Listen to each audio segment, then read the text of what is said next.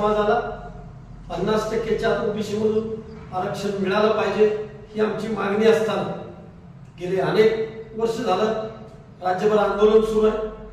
मग कुणी म्हणतं हैदराबाद गॅजेट लावा, कुणी म्हणतं सातारा गॅजेट लावा, कुणी म्हणतं बॉम्बे गॅजेट लावा। या सर्व गॅजेटमध्ये जरी मराठा समाजाची कुणबी म्हणून नोंद असली तर त्याच गॅजेटमध्ये सेपरेट मध्ये मराठा नोंद आहे।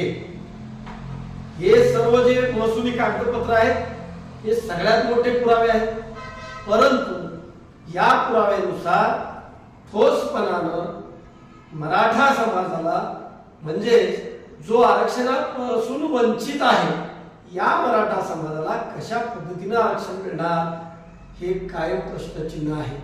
म्हणून गॅजेट हैदराबाद गॅजेट असो जे निजामाचं आहे, सातारा गॅजेट असो ते ब्रिटिशांनी केलेलं आहे, बॉम्बे गॅजेट आहे हे ब्रिटिशांनी केलेलं आहे, हे जरी लागू केले तरी सुद्धा ज्यांची ज्यांची मराठा म्हणून नोंद आहे तो आरक्षणापासून कायमस्वरूपी वंचित राहील।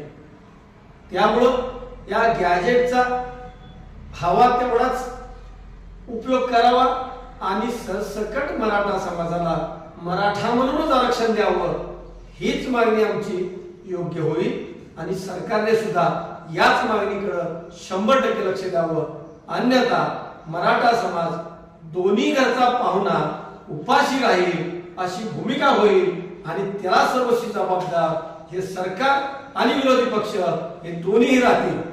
कारण मराठा समाजाची कोणती मागणी आहे, कागदपत्रामध्ये काय आहे याचं सखोल आज विश्लेषण होत असताना जाणून बुजून जो मराठा सेपरेट उल्लेख आहे हा मराठा समाजाला पुन्हा एकदा वंचित ठेवण्याचं हे पाक सरकार आणि विरोधी पक्ष करतंय असं स्पष्ट माझा त्यांच्यावर आरोप आहे।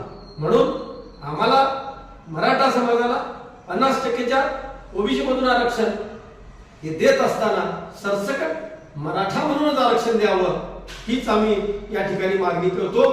एक मराठा लाख मराठा।